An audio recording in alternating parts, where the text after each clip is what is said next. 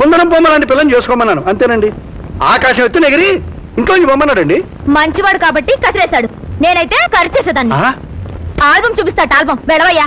అదేమిటమ్మా అలా అంటావు? కావాలంటే నువ్వు చూడు, కత్తిలాంటి పిల్ల. కత్తి లేదు, సుత్తి లేదు, వెళ్ళవయ్యా. అమ్మో, మన రాణి ఫోటోలో ఉంది. అరే మన రాణియే. నేనా? అవును, మన రాణియే. ఎంత అందంగా ఉందో.